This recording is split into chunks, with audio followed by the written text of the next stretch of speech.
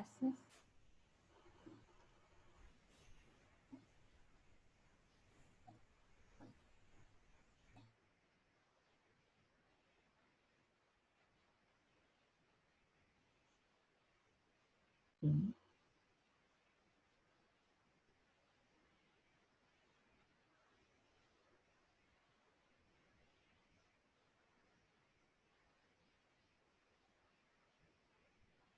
Bueno, ¿pueden ver la pantalla?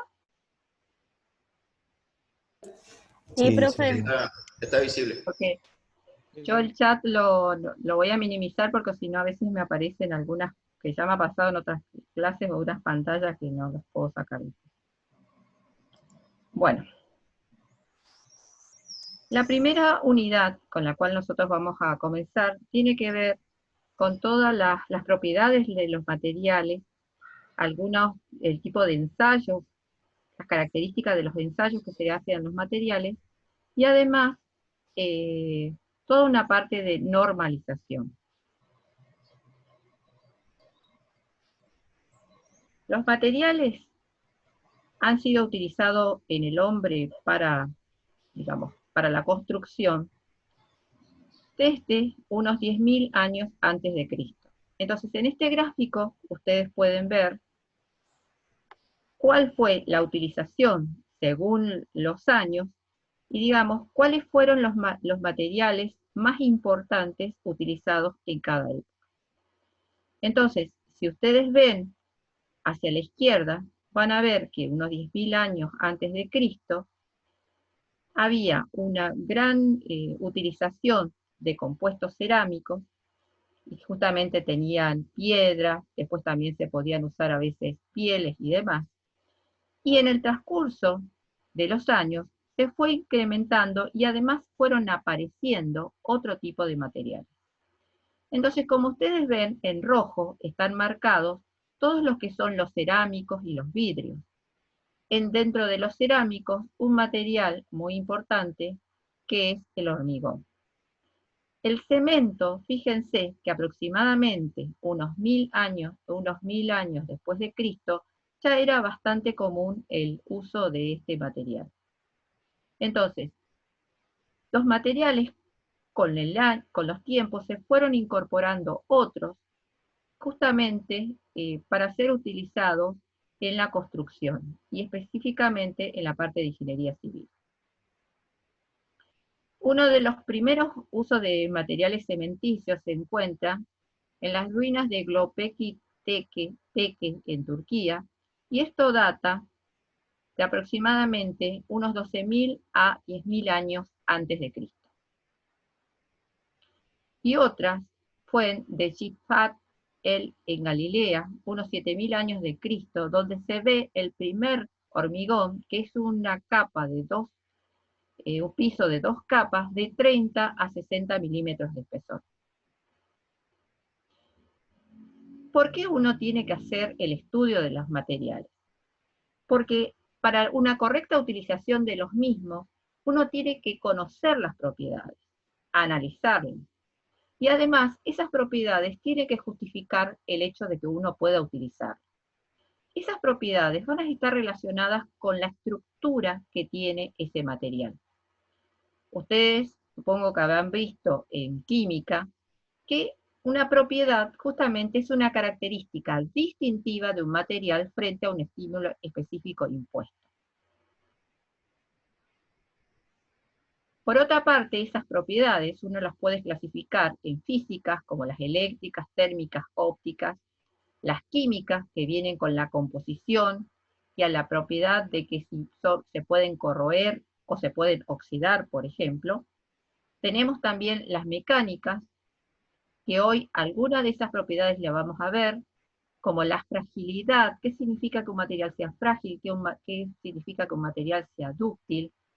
El tipo de estructura, es decir, ¿qué componentes internos tiene? ¿Es un solo componente? ¿Son varios componentes? ¿Cómo hay o no una sinergia entre los materiales que componen? Y además, por ejemplo, en el caso de estructura, uno puede ver la estructura atómica, cómo se organizan los átomos y las moléculas, la microscopía, cuando ya hay un conjunto de átomos, y la macroscópica, cuando algo ya se puede ver a simple vista. En cuanto a la estructura atómica, fíjense, en lo que es en la parte atómica, uno lo que va a ver son la parte de modelos moleculares. Por ejemplo, acá tengo el silicato de calcio hidratado, que en alguna de las clases posteriores vamos a ver qué es el silicato de calcio hidratado. Nosotros obviamente lo vamos a ver en la estructura macroscópica, y desde la estructura microscópica, fíjense, acá aparecen algo, estos pelitos, que es la estringita, el silicato de calcio hidratado, el hidróxido de calcio, que estos van a aparecer en la estructura ¿de quién? Del hormigón. Pero cuando yo estoy haciendo el proceso de hidratación del cemento para formar luego una pasta. En la estructura macroscópica, yo lo que voy a ver, por ejemplo, es un cubo, en este caso, una probeta, que podría ser justamente en este caso es de cemento. Entonces, acá vemos algo con su estructura macroscópica, su estructura microscópica y la atómica. Pero esta estructura atómica y esta estructura microscópica van a justamente darle las propiedades que va a tener este cuerpo que es macroscópico. Entonces, la estructura que tiene un material depende de cómo se ha procesado. Ahora, ¿qué significa procesar un material? Es preparar o llevar a cabo un procedimiento que está prescripto, es decir, me dicen cómo lo tengo que hacer para obtener ese dado material. ¿Por qué? Porque depende de cómo uno procese ese material, va a tener ciertas propiedades, ciertas características. Por ejemplo, acero, que es uno de los materiales que nosotros lo vamos a ver en una de las unidades, si uno tiene un acero y después lleva a un horno y lo deja una cierta cantidad de tiempo, una dada temperatura, por ejemplo, puede llegar a tener este tipo de estructura que uno lo puede ver con un microscopio. Y un acero que, digamos, que tiene un contratratamiento térmico va a tener otro tipo de estructura. La temperatura, justamente, el hecho de que yo lo trate al material, va a dar lugar a fenómenos de difusión que va a hacer que se modifique esa estructura que es microscópica. Y consecuentemente se van a modificar las propiedades de ese material. Ahora, el desempeño que va a tener un dado material depende de sus propiedades. Ahora, ¿qué es el desempeño?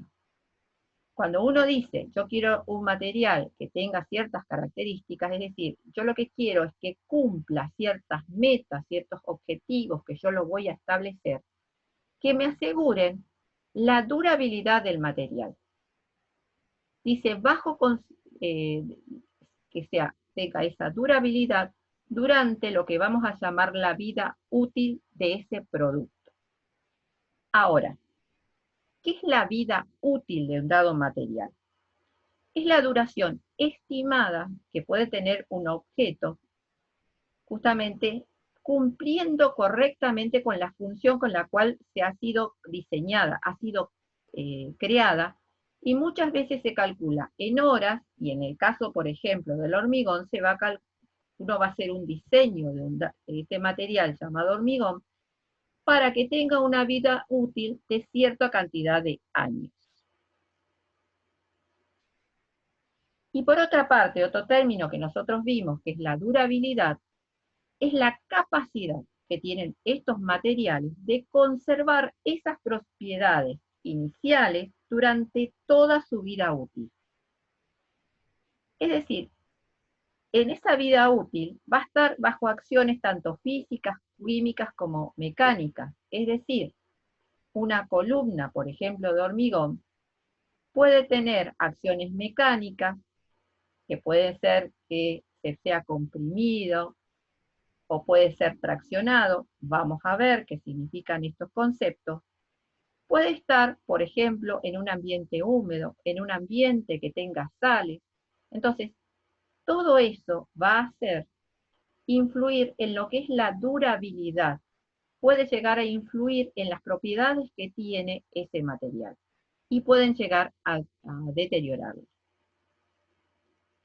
Entonces, la caracterización de ese material permite conocer tanto su estructura como sus propiedades.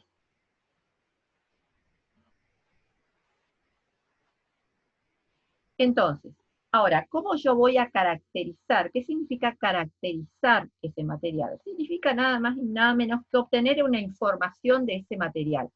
¿Cuál es su estructura, su composición, digamos, la topografía, o sea, cómo es su superficie, morfología, es decir, qué propiedades tiene? Y para eso yo voy a utilizar diferentes técnicas. Y por otra parte, justamente, en ese tipo de caracterización, muchas veces yo tengo para caracterizarlo, determinar ciertas propiedades, yo voy a tener que hacer mediciones y voy a tener que ensayar un dado material. Es decir, lo voy a someter a ciertas acciones porque yo lo que necesito saber es cómo se va a desempeñar si está durante su vida útil, está sometida a esas acciones, cómo va a justamente desempeñarse, cómo va a reaccionar. Yo lo que quiero es predecir su comportamiento. Además, muchas veces de evaluar eso. Cuando nosotros dijimos que vamos a utilizar para la caracterización ciertas técnicas, ¿qué es una técnica? Es un proceso científico que ha demostrado a lo largo de los años que es útil para proporcionar justamente esa información y se utiliza tanto para caracterizar ciertas sustancias como materiales. Por ejemplo, para los materiales se utiliza Disculpe, para profe, le caracterizar, queda menos de un minuto, dice bueno, arriba. termino ahora esto. Es microscopía óptica, análisis químico cuantitativo, y el ensayo son las ciertas instrucciones escritas para llevar a cabo un método normalizado para caracterización de material. Es decir, hablamos de técnicas y hablamos de ensayo. De ensayo vamos a ver con más detalle casi al final de esta clase. Entonces, por ejemplo, el hormigón de cemento, tengo un método de ensayo a la compresión. Es decir, tengo técnicas que me van a dar información, pero la forma en que voy a hacer para determinar esas propiedades, en el caso de los materiales, tengo que utilizar lo que se llama un ensayo